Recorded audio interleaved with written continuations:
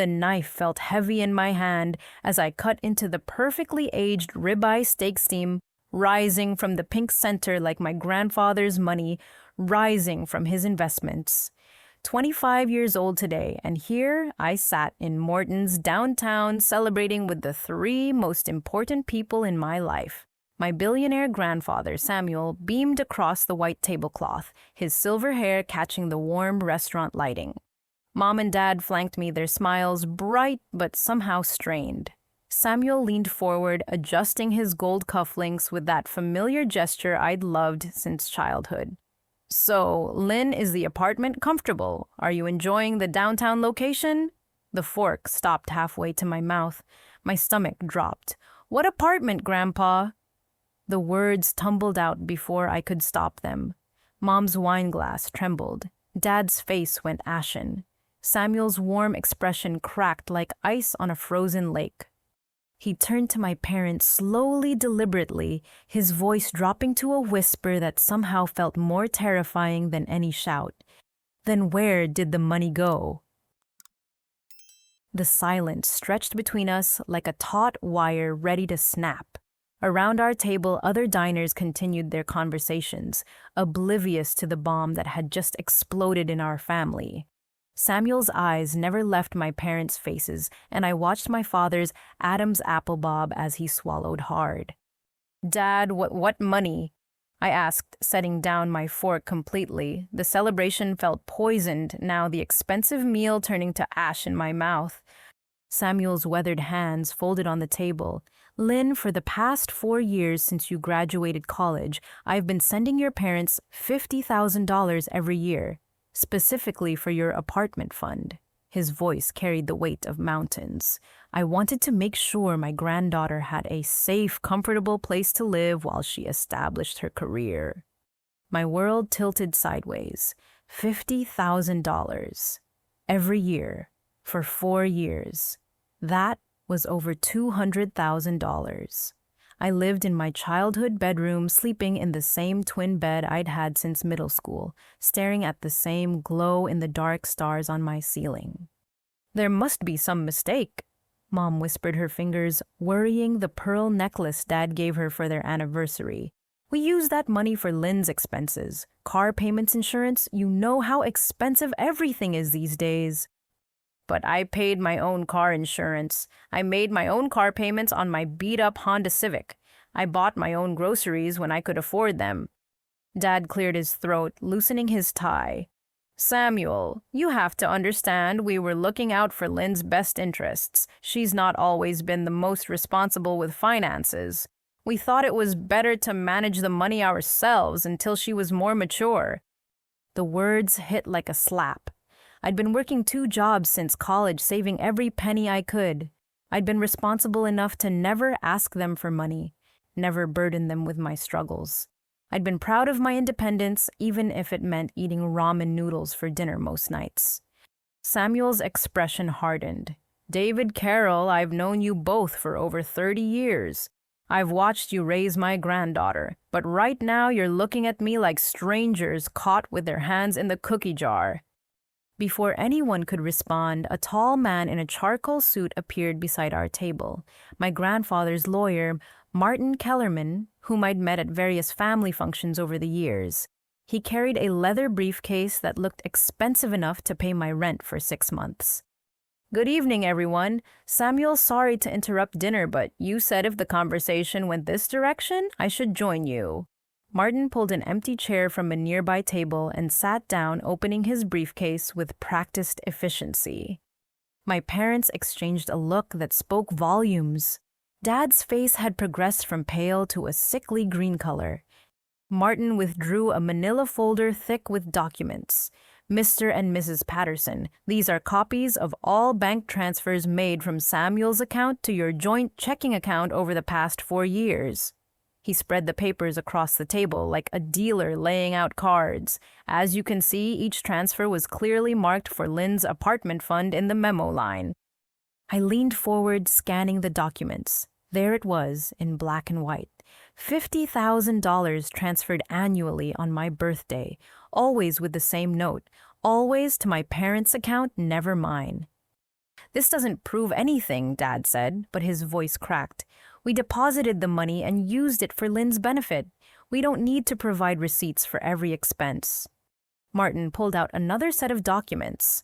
Actually, David, that's where you're wrong. Samuel hired a private investigator 3 months ago when he became suspicious about Lynn's living arrangements. He glanced at me with sympathy. The investigator discovered some interesting patterns in your gambling habits.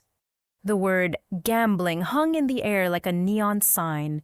I stared at my father, this man who'd raised me, who'd taught me to ride a bike and helped me with homework. Gambling. That's ridiculous, Mom said quickly. David doesn't gamble. He's never even bought a lottery ticket. Martin opened a second folder. These are surveillance photos from 3 different riverboat casinos within a 50-mile radius. Your husband has been a regular visitor for the past 18 months. He laid out photo after photo, Dad at slot machines, Dad at poker tables, Dad arguing with what looked like casino security. I felt like I was watching my life through someone else's eyes. The father I knew was conservative, careful with money, always warning me about the dangers of debt and poor financial decisions. But here was evidence of him feeding quarters into slot machines like a man possessed. The investigator also traced unusual large cash withdrawals from your joint account. Martin continued, his voice gentle but relentless. Withdrawals that consistently occurred within 48 hours of receiving Samuel's transfers. Dad finally broke. You don't understand the pressure I've been under. The economy, my job, everything falling apart. I thought I could win it back. I thought if I just had one good night, I could replace what I borrowed and Lynn would never need to know. Borrowed. He called stealing from his own daughter borrowing. How much? Samuel asked, his voice deadly quiet.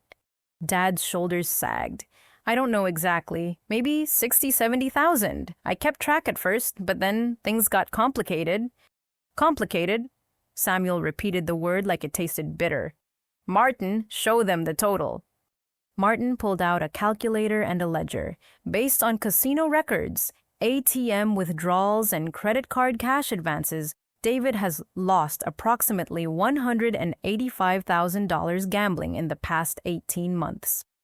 The number echoed in my head. $185,000. Nearly all of the money meant for my future fed into machines that flashed lights and made cheerful noises while they ate my grandfather's love and generosity. I'll pay it back, Dad said desperately. I'll get a second job. I'll do whatever it takes. With what? Samuel asked. Martin's investigation also revealed that you've taken out a second mortgage on your house without Carol's knowledge. You're 3 months behind on payments. Mom's face went white. David, what is he talking about? The restaurant continued buzzing around us, but our table had become an island of devastation. I watched my mother realize that her husband had not only stolen from her daughter, but also mortgaged their home without telling her. I can fix this, Dad pleaded. Just give me a chance. Don't involve Lynn in this mess. Samuel stood slowly, his full height commanding attention from nearby tables. David, you involved Lynn the moment you decided her future was worth less than your next bet. He placed a hand on my shoulder. Lynn, would you meet me tomorrow morning? There are some things you need to see. As we left the restaurant, I looked back at my parents, sitting in the wreckage of their lies. Dad had his head in his hands, and Mom stared at the bank statements like they might rearrange themselves into a different truth.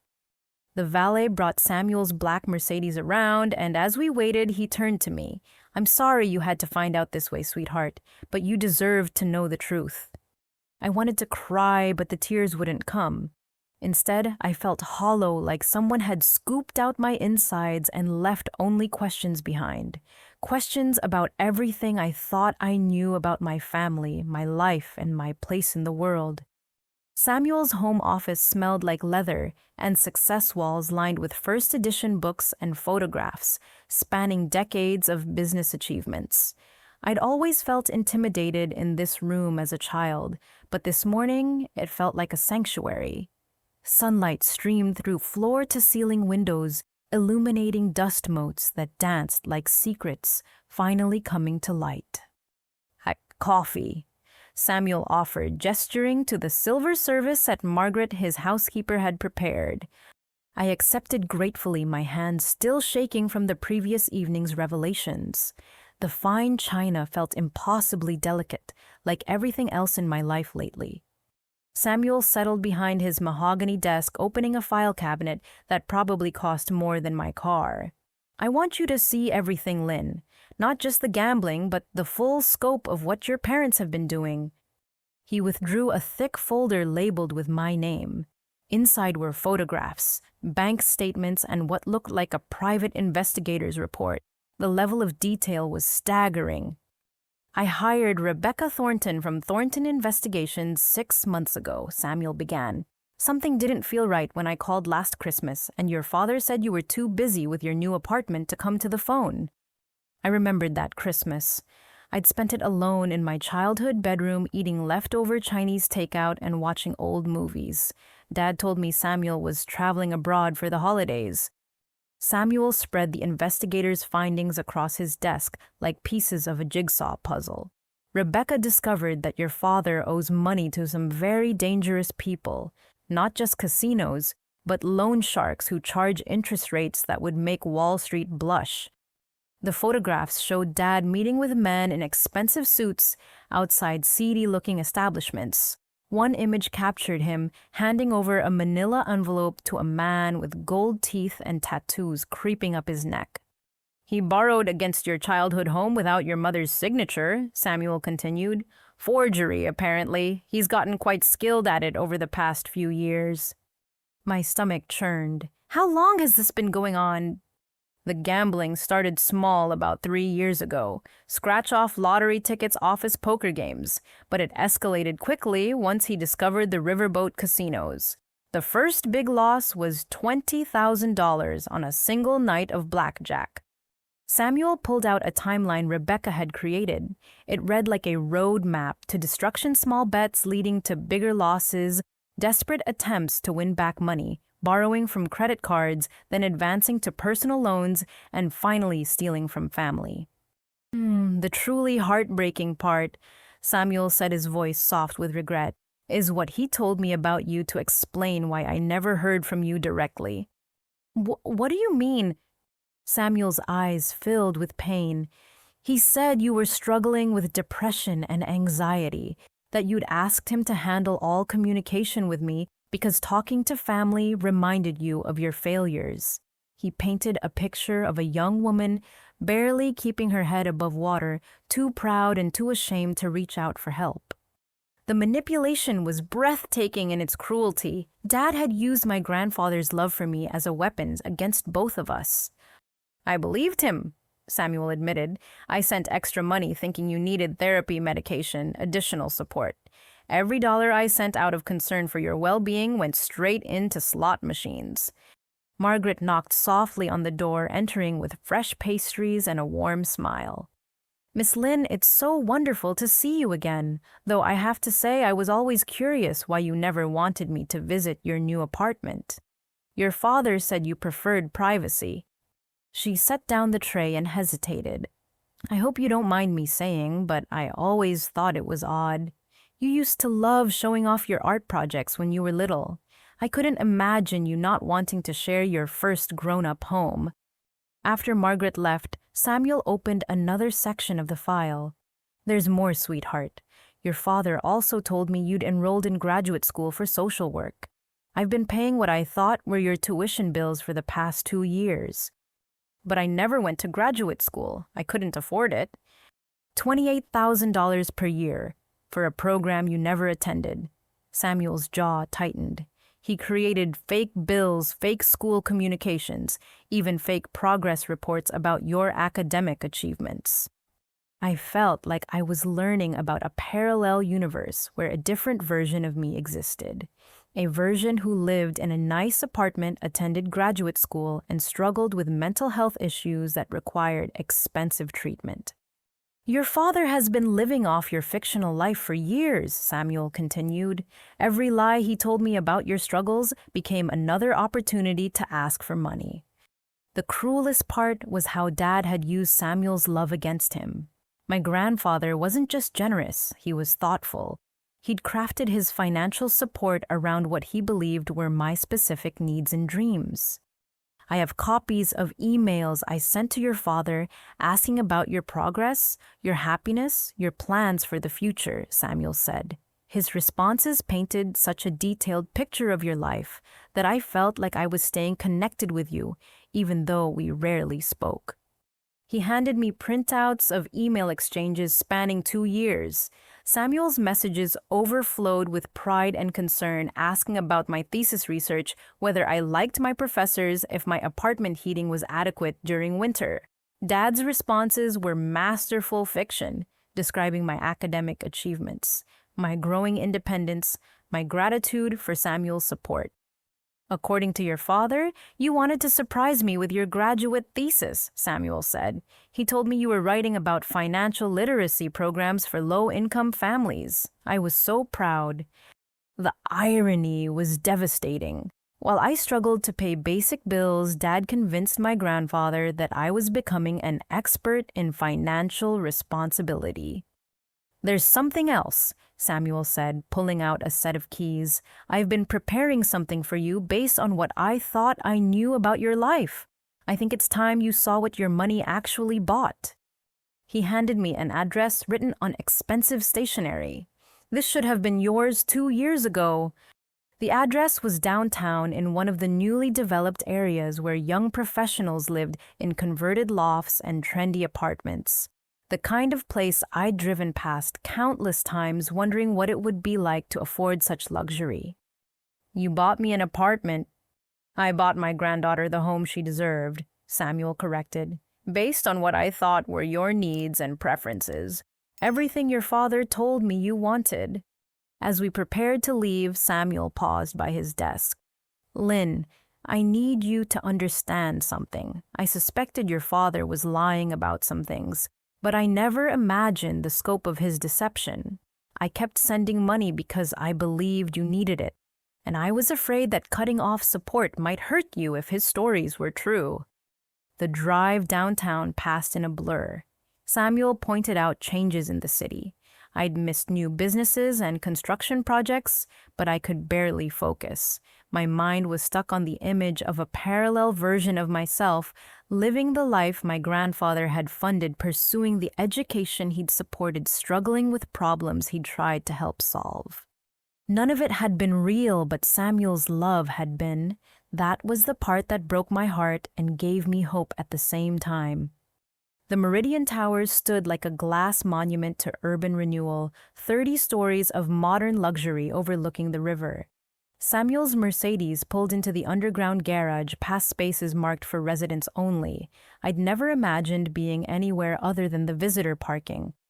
"Oh, this is it," Samuel said as we rode the elevator to the 4th floor. Unit 408. I chose it specifically because it has eastern exposure. Your father mentioned you liked morning sunlight.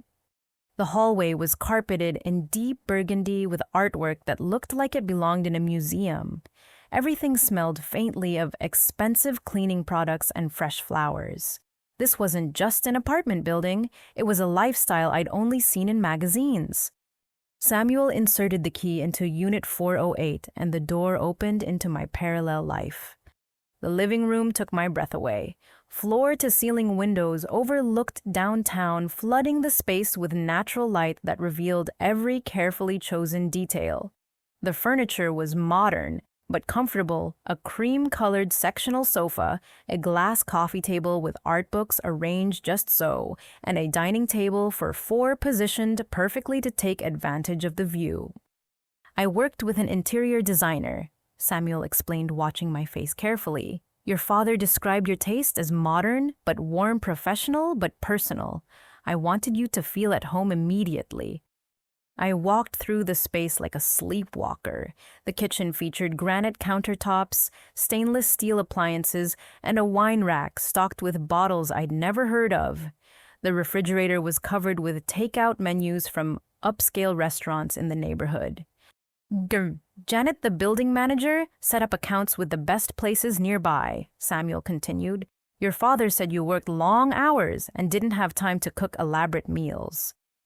The truth was, I worked long hours at my retail job and came home too exhausted to cook anything more complicated than grilled cheese sandwiches. But someone had stocked this kitchen for a professional woman with sophisticated tastes and unlimited time for food preparation.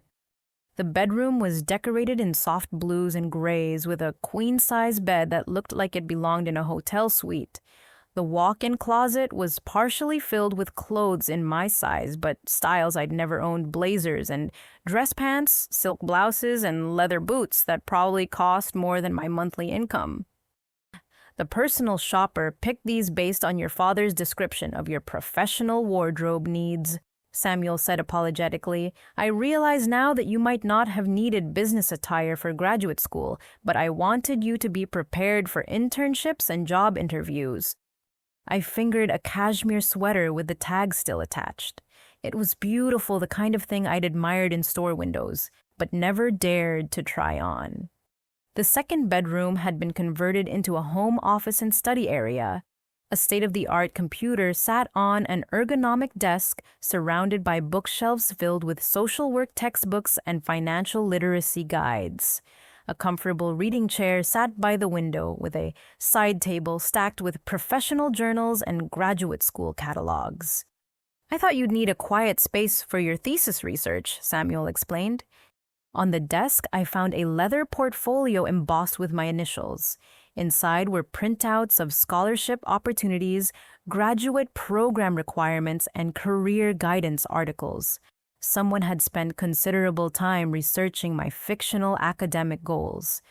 A soft knock interrupted our tour. Samuel opened the door to reveal a woman in her 40s wearing a management badge that identified her as Janet Holloway, building manager.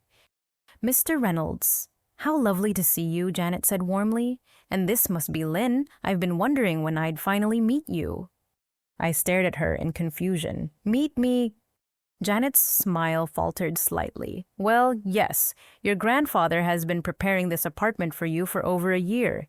We've been holding mail, accepting packages, maintaining everything in perfect condition. I have to admit, I was starting to worry that something had happened to you.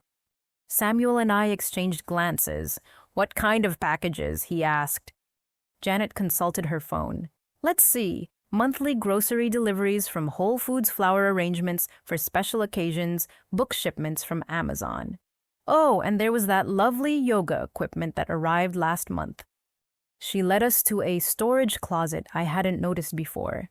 Inside were boxes of organic groceries still fresh because of the building's refrigerated storage service. Flowers in various states of preservation. Books about meditation and stress management, an expensive yoga mat, and blocks still in their packaging. Your father mentioned that Lynn was exploring mindfulness practices to help with her graduate school stress, Samuel said quietly. Janet nodded enthusiastically. That's so smart. Graduate school can be overwhelming, and this location is perfect for work-life balance. Easy commute to the university, walking distance to great restaurants and cultural activities. After Janet left, I sat on the sofa that should have been mine and tried to process everything.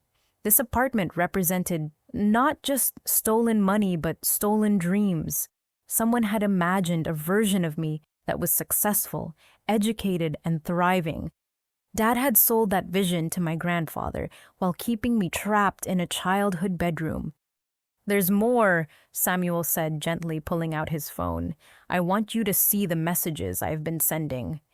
He scrolled through text messages, spanning months, photos of sunsets he thought I'd enjoy, articles about social work, innovations, check-ins about my fictional thesis progress.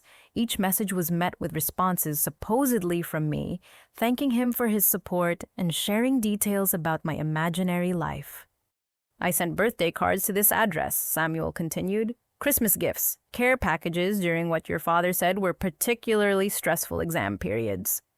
I found them in a closet, boxes of unopened cards and gifts, carefully preserved by the building management. birthday cards with handwritten messages about how proud he was of my academic achievements, Christmas gifts chosen specifically for someone pursuing a social work degree, professional books, a briefcase, even a fountain pen engraved with my name and MSW for Master of Social Work. The cruelest discovery was a photo album Samuel had been creating. Page after page of pictures he'd taken around the city, captioned with notes like, "Thought Lynn might enjoy this new art installation," or "A coffee shop near Lynn's apartment that looks like her style." He'd been building a visual narrative of my life in this neighborhood, documenting places and experiences he imagined I was enjoying. "I drove by sometimes," he admitted, "never stopped or bothered you, but I wanted to see the building where my granddaughter was building her new life. I was so proud that you'd found independence." The apartment had a balcony overlooking the river. As we stood there, I spotted Samuel's car in the parking garage across the street, a perfect vantage point for someone who wanted to catch a glimpse of their granddaughter coming or going. "How many times did you come here?" I asked. "More than I probably should have," Samuel said with a sad smile. "Your father said you valued your privacy, but I couldn't help hoping I might see you, just to know you were okay." The view from the balcony was spectacular, the river winding through the city bridges, connecting old neighborhoods with new developments, the skyline lit up like promises of opportunity. This was the view that should have been mine every morning. This was the life that had been stolen from me, one lie at a time. But standing there with my grandfather, I realized something important. The apartment was beautiful, the gestures were generous, but the real tragedy wasn't the stolen money or the missed opportunities. It was the lost time with Samuel, the relationship that had been damaged by Dad's manipulation. "Oh, Grandpa," I said, "how long have you been taking care of me without me knowing?" "Since the day you were born," he replied. "That's what grandparents do." Back in my grandfather's study, I opened the laptop that had been waiting in my fictional home office. The screen came to life, revealing an email account I'd never seen before. lynn.patterson@studentemail.com. Samuel had been corresponding with this address for 2 years, believing he was talking directly to me. The inbox told the story of a relationship I'd never lived, but that felt heartbreakingly real. Hundreds of messages from Samuel, each one carefully crafted with love and support for his granddaughter's graduate school journey. His emails revealed a depth of care that made my chest ache with loss. "I hope your statistics and research methods class is going well. Read one message from 6 months ago. I remember struggling with statistical analysis in business school. If you need help affording a tutor, please don't hesitate to ask. Your education is worth every investment." The response supposedly from me was a masterpiece of manipulation. "Thank you so much, Grandpa. I really appreciate your support. The tutor you're funding has been incredibly helpful. I feel so lucky to have family who believes in my dreams." Samuel had funded a tutor that never existed, added to the mounting list of fictional expenses. As I scrolled deeper, the pattern became clear. Samuel would express concern or offer support, and I would respond with carefully crafted gratitude that always included a subtle hint about financial needs. When Samuel mentioned worrying about my health during a particularly cold winter, my fictional self wrote about the extra heating costs in the apartment. When he asked about my social life, I supposedly confessed to feeling isolated and needing money for therapy sessions. Look at this one," I said, showing Samuel an exchange from last spring. He'd written asking if I was eating well and mentioning that graduate students often survived on junk food. My response described the wonderful organic grocery delivery service that was helping me maintain healthy habits during stressful exam periods. Samuel had immediately offered to cover the cost. Every month, like clockwork, there were grocery charges to his credit card for food I never ate delivered to an apartment I didn't live in. The most devastating emails came during holidays. Samuel would write about missing me at family gatherings, understanding that I needed to focus on my studies, but hoping we could spend more time together soon. My responses painted a picture of someone grateful, but overwhelmed, too busy with important academic work to visit, but deeply appreciative of his understanding. I never wrote any of these, I whispered, reading message after message in my supposed voice, but they sound like me. Dad knows me well enough to fake my personality. Samuel pointed to a folder labeled Lynn's Academic Progress. Inside were files of my fictional thesis research, complete with fabricated advisor meetings and made-up presentation schedules. Dad had created an entire academic calendar describing my courses, my professors, even my classmates. According to these emails, you were particularly excited about your field placement at a community financial literacy center, Samuel said. You wrote about helping families create budgets and establish savings goals. I was so proud of how your interests aligned with helping people. The irony was crushing. While I struggled to manage my own minimal finances, my fictional self was supposedly becoming an expert in financial counseling. But the cruelest discovery came in a subfolder labeled Personal Challenges. Here were emails where my fictional self confided in Samuel about struggling with anxiety and depression, messages describing therapy sessions that helped me work through feelings of inadequacy and fear of failure. My supposed voice thanked Samuel for understanding why I sometimes needed space from family gatherings, how his financial support for counseling was helping me heal from unspecified past trauma.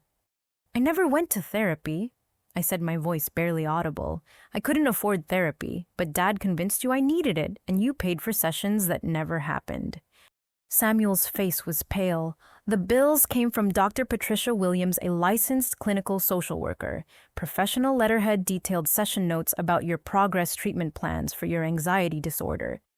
Dr. Patricia Williams had provided fake therapy bills for over 18 months. Either she was part of Dad's scheme, or Dad had somehow forged her credentials and billing systems. The level of deception required was staggering. I found Samuel's responses to my fictional mental health struggles, each one overflowing with compassion and support. He'd researched anxiety treatments, sent articles about stress management techniques, even arranged for meditation apps and wellness subscriptions to be charged to his account, all because he believed his granddaughter was suffering and needed help. You were so worried about me. I realized reading his careful, loving responses to my supposed emotional crises. I was terrified, Samuel admitted. The thought of you struggling alone, too proud to ask for help, directly afraid you were burdening me with your problems. I would have given anything to help you heal. Another folder contained what appeared to be my academic transcripts and grade reports. Dean's list achievements, professor recommendations, even a letter about being selected for a prestigious internship. Dad had fabricated an entire academic record that would make any grandfather proud. The fake transcripts showed me excelling in courses like family financial planning and community development and economic justice. My fictional self was earning straight A's while researching thesis topics that combined social work with financial literacy education. On paper, I was becoming everything Samuel had hoped for in a granddaughter: educated, compassionate, and dedicated to helping others. I kept every single progress report, Samuel said softly. I have them framed in my bedroom. I bragged about your achievements to friends at the country club. I told everyone how proud I was of my granddaughter, who was going to change the world. The final folder contained something that broke my heart completely: a collection of voice messages Samuel had left on my fictional apartment's answering machine. Messages I'd never heard because they were delivered to a phone service Dad controlled. Samuel pulled up the recordings on his phone. His voice filled the study, warm and grandfatherly.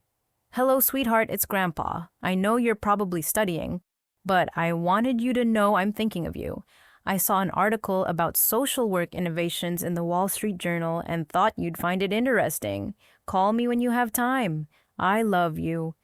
Message after message spanning months. Birthday wishes, holiday greetings, random thoughts about articles or experiences he wanted to share with me. The voice of a grandfather maintaining a relationship with someone who never called back, never visited, but whom he loved unconditionally. "I thought you were just busy," Samuel said, "independent and focused on your goals. I didn't want to be the overbearing grandfather who interfered with your education." In the last few months, the email showed increasing concern from Samuel about my silence. He'd begun asking Dad directly why I seemed distant, why I never called anymore. Dad's responses painted me as overwhelmed with final thesis preparations, too stressed to handle family communication, but deeply grateful for continued support. The most recent email sent just 2 weeks ago was Samuel suggesting that after my graduation, we should plan a special trip to celebrate my achievements. He'd researched destinations, even started planning an itinerary for what he called Lynn's Victory Tour. I was supposed to graduate in 3 weeks from a program I'd never attended, with a degree I'd never earned, celebrating achievements that existed only in Dad's imagination and Samuel's proud heart. "What happens in 3 weeks?" I asked. Samuel's expression darkened. "I was planning to attend your graduation ceremony. I bought a new suit. I had business cards printed to hand out to your professors and classmates, wanting everyone to know how proud I was of your accomplishments." The ceremony that would never happen, the degree that would never be awarded, the moment when Dad's elaborate fiction would finally collapse under the weight of reality. "That's why he's been desperate lately, I realized. He knows the lies are about to catch up with him. Samuel nodded grimly. "And that desperation has made him dangerous. Martin's investigation revealed some very troubling recent developments. The riverboat Royale Casino sat on the Mississippi River like a gaudy wedding cake, all flashing lights and false promises. I'd driven past it countless times without giving it much thought, but now it loomed like the scene of a crime. Samuel had insisted I see where his love for me had been transformed into plastic chips and broken dreams. Inside, the atmosphere was thick with cigarette smoke and desperation. Elderly people hunched over slot machines, their oxygen tanks and walkers parked beside them like faithful companions. The carpet was designed to hide stains, and the mirrors on the ceiling reflected nothing but poor choices and false hope. "Can I help you, miss?" A floor manager approached his name tag reading Derek. His smile was professional, but his eyes held the calculating look of someone who made his living from other people's losses. "I'm looking for information about David Patterson," I said, showing him Dad's driver's license photo on my phone. "I believe he's been a customer here." Derek's expression shifted immediately. "Are you family?" "His daughter." "Oh." Derek glanced around nervously. "Maybe we should talk somewhere more private." He led me to a small office behind the main gaming floor, furnished with a desk, 2 chairs, and a whiteboard covered in numbers that probably tracked daily revenues and losses. "Your father has been coming here regularly for about 18 months. Derek began carefully. "Initially, he was a pleasant customer. Small stakes, reasonable limits, knew when to walk away." "What changed?" Derek pulled out a file folder that made my stomach clench. "About 8 months ago, his behavior became erratic. Larger bets, staying longer, becoming aggressive when he lost. We had to ban him from the poker room after he accused other players of cheating." The file contained incident reports detailing Dad's escalating behavior arguments with dealers, threats toward other customers, even a physical altercation with security when they tried to enforce his self-imposed spending limits. "He's lost approximately $47,000 at this location alone," Derek continued. "But that's not the concerning part. About 3 months ago, he started asking about our credit policy for high-value customers." My blood ran cold. "Credit?" "We don't extend casino credit to customers with his loss profile," Derek explained, but he became increasingly desperate, talking about guaranteed income sources and wealthy family members who would cover his debts. Derek showed me a memo from their security department. Dad had been caught attempting to use multiple credit cards in a single evening, all of which had been declined. When confronted, he'd become belligerent and claimed his billionaire father-in-law would sue the casino for embarrassing him. "We had to escort him out," Derek said apologetically. "He was screaming about important family connections and threatening to have our gaming license revoked." As I left the casino, a man in an expensive suit intercepted me in the parking lot. He was younger than I'd expected, probably in his early 30s, but something about his manner made my skin crawl. "Excuse me, are you David Patterson's daughter?" Every instinct screamed danger, but I was trapped between cars with nowhere to run. "Who's asking?" "Rico Martinelli," he said, extending a business card that listed him as a financial consultant. "I represent some people who have been trying to reach your father about an outstanding debt." The business card felt legitimate, but the cold smile on Rico's face suggested his consultation services involved more than investment advice.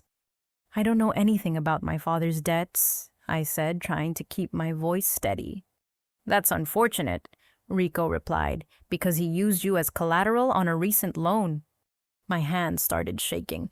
"What do you mean, collateral?" Rico pulled out a manila folder and showed me documents that made my vision blur. Loan applications bearing my signature, except I'd never signed them. Credit references listing my employment and income.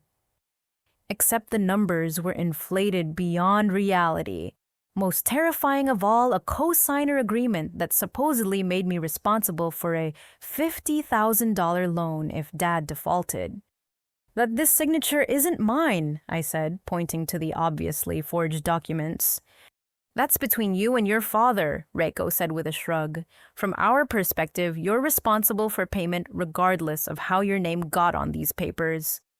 The loan documents showed that Dad had borrowed $50,000 6 weeks ago with a repayment schedule that included weekly interest payments of $4,000. He'd already missed 3 payments. "Your father told us he had a reliable income source from wealthy family members," Rico continued. "He assured us that his daughter was a graduate student with strong family financial backing. He painted a picture of guaranteed repayment ability." I realized that Dad had been planning to use Samuel's money to make the loan payments, creating an endless cycle of borrowing and stealing. But Samuel's investigation had disrupted the flow of cash, leaving Dad unable to meet his obligations to some very dangerous people. "I need you to understand something," Racco said, his voice dropping to a whisper. "My clients don't care about family disputes or signature authenticity. They care about getting their money back. Your father made you their problem when he put your name on these documents." He handed me another business card, this one with just a phone number. "You have 72 hours to contact us about payment arrangements. After that, we consider collection methods that your father probably didn't explain to you." As Rico drove away in a black BMW with tinted windows, I sat in my car shaking. Dad hadn't just stolen from Samuel and endangered our family home. He'd involved me in criminal activity and put me in physical danger with people who operated outside the law. I drove directly to my childhood neighborhood, needing to confront my parents with this new information. But as I pulled up to the house, I noticed unfamiliar cars parked across the street. Men in suits sitting in vehicles, watching the house like predators waiting for prey. Betty, our elderly neighbor, was working in her garden and waved me over. "Lynn, dear, I've been wanting to talk to someone from your family." Betty had lived next door for 20 years and knew every detail of neighborhood happenings. Her concerns usually involved loose dogs or teenagers playing music too loudly, but today her expression was serious. "There have been strange men asking questions about your father," she said quietly. "Professional-looking fellows, but something about them made me uncomfortable. They wanted to know about his daily routine, what time he left for work, whether your mother was usually home alone." My stomach dropped. These weren't investigators or lawyers. These were people conducting surveillance, gathering information for purposes I didn't want to imagine. They asked specifically about you, Betty continued. Wanted to know if you still lived here, what kind of car you drove, whether you had a regular schedule. I was being watched. People who operated outside the law knew where I lived, what I looked like, and how to find me. Dad's gambling debts had made me a target for collection efforts that might involve intimidation threats or worse. Mrs. Henderson, if you see those men again, please call the police immediately, I said. Don't talk to them. Don't answer questions. Just call for help. As I drove away, I noticed a black sedan pulling away from the curb and following me. In my rearview mirror, I could see two figures in the front seat, maintaining a careful distance, but clearly tracking my movements. My phone rang and Dad's name appeared on the caller IDs. My hands were shaking too badly to answer safely, so I pulled into a grocery store parking lot and called him back. Lynn, where are you? Dad's voice was panicked, desperate. You need to come home right now. We need to talk. I just left Rico Martinelli, I said. Want to explain why my signature is on loan documents I never signed? The silence on the other end lasted so long I thought the call had dropped. Dad, you don't understand, he whispered. It was supposed to be temporary. I was going to pay it back before anyone found out. Samuel's money was always on time. I just needed to bridge a gap until the next payment. You forged my signature and put me in debt to loan sharks. I'll fix it, Dad said desperately. Don't talk to those people anymore.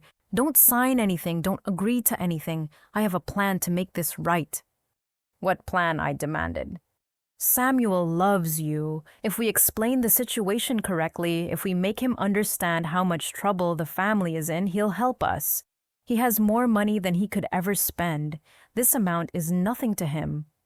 The audacity was breathtaking. Dad wanted to use Samuel's love for me to manipulate him into paying off gambling debts and loan shark obligations. He planned to turn my grandfather's generosity into a bailout for criminal activity.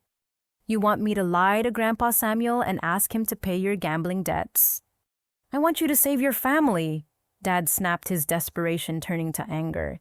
These people don't care about your moral high ground. They want their money, and if they don't get it, they'll take it out on all of us. The call ended with the sound of Dad hanging up, leaving me sitting in a parking lot with the weight of decisions I'd never wanted to make. In 72 hours, I would either find a way to pay $50,000 I didn't owe or face consequences from people who had no interest in justice or mercy. But as I sat there watching shoppers go about their normal lives, I realized something important. I wasn't alone in this fight. Samuel wasn't just wealthy. He was connected, experienced, and protected by resources Dad couldn't imagine. And for the first time in my life, I had allies who cared more about my well-being than their own comfort. The confrontation I'd been dreading finally arrived on a humid Tuesday evening that felt like the calm before a tornado. I'd spent the day gathering evidence, making copies of the forged loan documents, and preparing for what I knew would be the end of my family as I'd known it. But I couldn't face my parents' house alone, not with Rico's 72-hour deadline ticking down and strange men watching from parked cars. Samuel insisted on coming with me, bringing Martin and a security consultant named Frank Morrison, who looked like he'd spent decades handling dangerous situations for wealthy clients. As we pulled up to my childhood home, I noticed the surveillance cars were gone, but somehow that made me more nervous, not less. Mom opened the front door before we could knock, her face puffy from crying, and her hands shaking as she led us into the living room where I'd opened Christmas presents and celebrated birthdays for most of my life. Dad sat in his recliner, but he looked like he'd aged 10 years in the past week. His usually neat appearance was disheveled, his shirt wrinkled and stained. David, Samuel said without preamble, we need to discuss the loan shark situation. Dad's face went white. How did you find out about that? I placed the forged loan documents on the coffee table between us. Because they approached me directly. You used my name as collateral for a $50,000 loan from people who don't care about the legal definition of fraud. Mom picked up the documents with trembling hands, studying my supposedly forged signature. David, what is this? You told me you'd stopped gambling entirely. I had to do something, Dad exploded, jumping up from his chair. Do you think this is easy? Do you think I wanted any of this to happen? I made some mistakes, but I was trying to fix them. By forging your daughter's signature, Samuel's voice carried the authority of someone accustomed to boardroom confrontations. By putting Lynn in physical danger with criminals. Dad began pacing his movements, erratic and desperate. You don't understand the pressure I've been under. My job, the economy, everything falling apart around me. I thought if I could just win enough to get ahead, I could pay everyone back and nobody would ever know. But you didn't win, I said quietly. You lost everything, and then you stole more to lose that too. I was protecting this family, Dad shouted, his face turning red.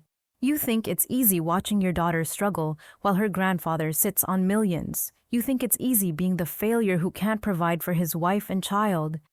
The room went silent, except for the sound of Mom crying softly into her hands. So you decided to steal from me instead of asking for help? I asked. I wasn't stealing, Dad insisted. That money was always going to benefit you eventually. I was just borrowing against your inheritance. Martin cleared his throat. David, that's not how inheritance law works, and it's definitely not how loan sharking works. Frank Morrison, who'd been quietly observing from the corner, stepped forward. Mr. Patterson, I've reviewed the loan documents Rico Martinelli showed your daughter. These people aren't traditional lenders. They're associates of organized crime families who use legitimate-looking paperwork to trap victims in impossible debt cycles. Dad's pacing stopped. What do you mean? I mean, they never intended for you to repay this loan successfully, Frank explained. The interest rate structure makes it mathematically impossible to pay off the principal. They wanted you to default so they could use collection methods that generate additional revenue streams. The color drained from Dad's face. Additional revenue streams? Ours. Forced labor property, seizure family member intimidation, Frank continued matter-of-factly. Your daughter wasn't just collateral for the loan. She was the real target, young, educated, with wealthy family connections. They probably planned to use her as leverage against Samuel from the beginning. I felt sick. You mean Dad didn't just make a mistake? He walked into a trap that was designed to target our entire family. Exactly, Frank confirmed. These organizations researched their marks carefully. They knew about Samuel's wealth and his relationship with you before your father ever walked into their office. Mom looked up from her hands, her face streaked with tears. David, is this true? Did you know they were targeting Lynn? I didn't know anything, Dad screamed. They said it was a simple business loan. They said successful people use other people's credit to leverage opportunities. They made it sound normal. Samuel's phone buzzed and he answered it immediately. After a brief tense conversation, he hung up with an expression I'd never seen before. That was Martin's contact at the FBI, Samuel said grimly. Rico Martinelli was arrested this morning as part of a federal investigation into loan sharking operations. But before they arrested him, he filed a formal complaint claiming that our family owes $50,000 plus accumulated interest. What does that mean? Mom whispered. Martin answered, it means that even though the loan was fraudulent, it's now part of an active federal case. David and Lynn are both listed as just 6 persons of interest in a criminal enterprise investigation. The words hit like physical blows. Not only had Dad's gambling destroyed our family finances, but his desperate attempts to fix the situation had caught us in a federal investigation of organized crime. I can fix this, Dad said, but his voice had lost all conviction. I'll tell them the truth. I'll explain that Lynn didn't know anything about the loan. Frank shook his head. Mr. Patterson, these people don't care about the truth. And now that federal agents are involved, everyone connected to this loan is considered a potential criminal until proven otherwise. Dad collapsed back into his recliner, finally understanding the full scope of what he'd done. He hadn't just gambled away money, he'd gambled away our safety. our reputations, and our future. There's something else, Mom said quietly. David tell them about this morning. Dad's hands were shaking as he pulled out his phone. I got a call from someone claiming to represent the people Rico works for. They said the arrest doesn't change their business relationship with our family. They want their money, plus an additional penalty for the inconvenience of federal attention. How much? Samuel asked. $75,000 by Friday. The room went silent again. Even with Samuel's wealth, this wasn't just about money anymore. It was about extortion, federal investigations, and the kind of criminal entanglement that could destroy lives regardless of innocence or guilt. I'll pay it, Samuel said finally. No. The word came out of my mouth with surprising force. Grandpa, you're not paying criminals to clean up Dad's mess. Lynn, sweetheart, this isn't about money. It's about keeping you safe. And what happens next time? I demanded. What happens when they realize Dad will just gamble away whatever you give him and come back for more?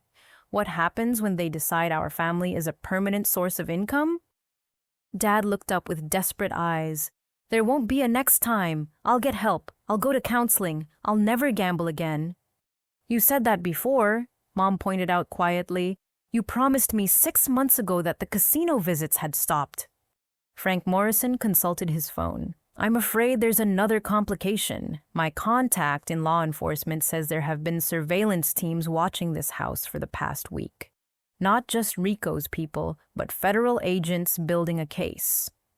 Through the front window, I could see a black SUV parked across the street that hadn't been there when we arrived. They're watching us right now, I realized. Samuel stood up his full height, commanding attention from everyone in the room. David, Carroll, I want you to listen very carefully. I'm going to handle this situation, but not the way you expect. I'm not paying criminals, and I'm not allowing my granddaughter to be threatened because of your poor choices. What are you going to do? Dad asked. I'm going to call my attorney, my security team, and my contacts in federal law enforcement. We're going to cooperate fully with the investigation, provide evidence of the fraud and extortion, and make sure that everyone responsible for threatening our family faces appropriate consequences. Dad's face went gray. That means I'll be arrested.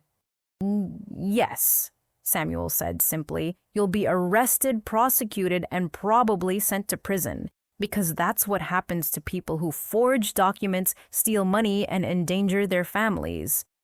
Mom started crying harder, but I felt something unexpected relief. For the first time since this nightmare began, someone was choosing truth over temporary solutions. I'm not going to let you pay criminals to make this disappear, I said, looking directly at Dad. And I'm not going to pretend that your gambling addiction is something the family needs to hide. You made choices that put all of us in danger, and now you need to face the consequences. As if on cue, there was a firm knock at the front door.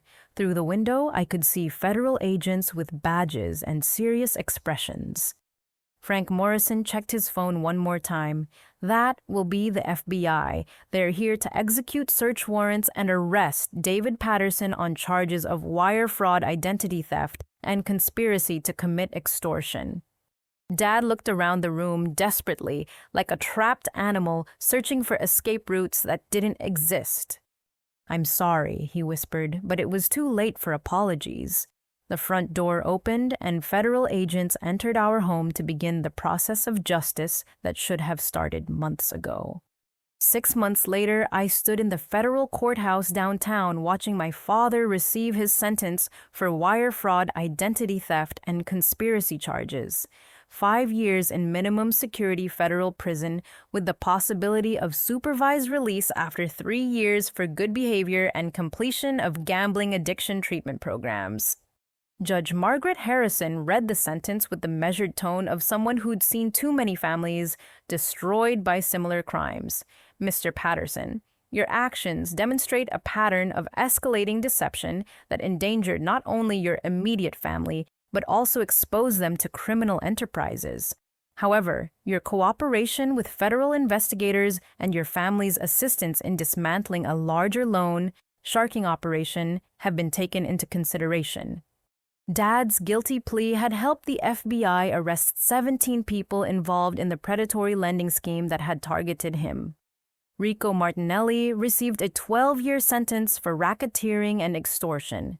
The organization that had threatened our family was completely dismantled, their assets seized and distributed to victims. As the marshals led Dad away, he looked back at Mom and me one final time. His expression carried regret, shame, and something that might have been relief. For the first time in years, he wouldn't have access to gambling opportunities. Prison, ironically, would provide the forced sobriety he'd never been able to achieve on his own. Mom had moved into a small apartment near her sister's house, using money from the sale of our childhood home to pay restitution to Samuel and begin rebuilding her financial life. She'd started attending Gam-Anon meetings for family members affected by gambling addiction, and for the first time I could remember, she seemed to have hope for the future. I enabled him, she told me during one of our weekly therapy sessions with Dr. Diana Foster, a family counselor who specialized in addiction recovery. I knew he was lying about small things, but I convinced myself that if I ignored the problems, they would eventually go away. Dr. Foster helped us understand that Dad's gambling addiction had created a family system built on secrets, manipulation, and denial. His arrest had been traumatic, but it had also broken the cycle of lies that had poisoned our relationships for years. The most surprising development had been Mom's strength during the legal proceedings. She testified clearly and completely about Dad's behavior, providing evidence that helped prosecutors understand the full scope of his deception. The woman I'd seen as passive and enabling had found courage I'd never known she possessed. "I spent 25 years protecting your father from the consequences of his choices," she explained. "I wasn't going to let him hurt you the way he hurt me." My official move into the Meridian Towers apartment had been delayed until all legal proceedings were complete, but Samuel and I had spent countless hours there, finally building the relationship that Dad's manipulation had prevented. Samuel showed me family photographs I'd never seen, told me stories about my grandmother, and shared his own experiences growing up during the Great Depression when money was scarce and every dollar mattered. "I never wanted you to struggle the way I did," he said during one of our evening conversations on the apartment balcony, "but I also never wanted to create the kind of dependency that destroys character. Your father convinced me that you needed help, and I wanted to provide it without interfering with your independence." We'd enrolled together in a financial literacy class at the local community college, not because either of us needed the education, but because Samuel wanted to understand how predatory lenders targeted vulnerable families. He decided to fund a non-profit organization that would provide free financial counseling and legal assistance to gambling addiction victims. "We can't save everyone," he told the program coordinator during our first volunteer training session, "but we can make sure that families like ours have better resources for recognizing and stopping financial abuse before it destroys lives." The most healing discovery had been reading the real emails Samuel had tried to send me over the past 2 years. Messages about his daily life, questions about my goals and dreams, expressions of love that had never reached me because Dad controlled all communication. Samuel had missed me every bit as much as I'd missed him, but neither of us had known the other was reaching out. My actual 26th birthday celebration took place in my apartment with Samuel and Mom, sharing a home-cooked meal I'd prepared in the kitchen. That was finally mine. The table was set with dishes Samuel had chosen for me, candles I'd picked out myself, and photographs from our newly honest relationship. "I have something for you," Samuel said after dinner, pulling out a wooden box I'd never seen before. "These were your grandmother's. I've been waiting for the right time to pass them on." Inside the box were my grandmother's jewelry, including the engagement ring Dad had pawned without telling anyone. Samuel had quietly bought it back from the pawn shop months ago, along with the other family heirlooms Dad had sold to fund his gambling. "How did you know where to find them?" I asked, slipping the delicate gold band onto my finger. Martin hired an investigator to track down everything your father had sold, Samuel explained. I wanted to make sure that when this nightmare was over, you'd have something beautiful to remember instead of just the pain. But the most meaningful gift wasn't jewelry or money or even the apartment. It was the relationship Samuel and I were building based on truth instead of fiction. For the first time, I could call him whenever I wanted, share my real struggles and achievements, and know that his love was based on knowing the actual person I was, rather than the fictional character Dad had created. Mom raised her wine glass for a toast to new beginnings, honest conversations, and the kind of love that survives even the worst mistakes. As we clinked glasses, I thought about the lesson this experience had taught me. Family isn't just about blood relationships or shared history. Real family means people who protect each other, tell each other the truth, and refuse to let love be used as a weapon for manipulation. Dad's betrayal had been devastating, but it had also revealed Samuel's unconditional love and Mom's hidden strength. The money he'd stolen could be replaced, but the relationships we'd rebuilt were irreplaceable. 6 months earlier, I'd been living in my childhood bedroom, struggling to pay basic bills and believing that my grandfather had forgotten about me. Tonight, I was sitting in my own home, surrounded by people who loved the real me, planning a future based on honesty rather than deception. The view from my balcony showed the city lights reflecting off the river bridges, connecting different neighborhoods, the skyline reaching toward possibilities I was finally free to pursue. This was the life I'd been meant to live all along, and even though the path here had been painful, I was grateful for the destination. Dad would serve his time and hopefully find healing for the addiction that had destroyed his judgment. Mom would continue rebuilding her independence and learning to recognize the difference between love and enabling.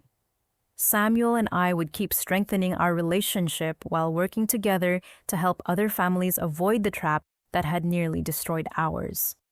But most importantly, I'd learned that sometimes the most loving thing you can do for family is refuse to participate in their lies, even when the truth is more painful than the fiction they've created.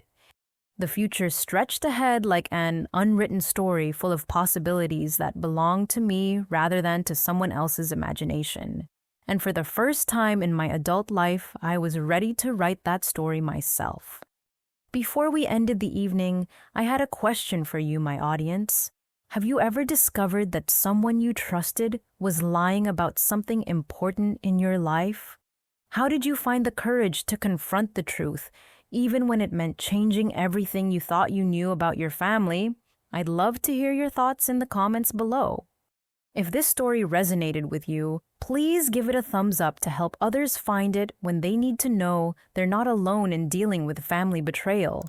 Subscribe to hear more stories about finding strength in difficult situations, and share this video with anyone who might need to know that healing is possible even after the worst kinds of deception. Thank you for listening to my story and for being part of a community that believes in the power of truth even when it's harder than comfortable lies. Remember that you deserve relationships built on honesty, and you have the strength to demand better for yourself and the people you love. Here's to new beginnings, authentic connections, and the courage to choose truth over convenience.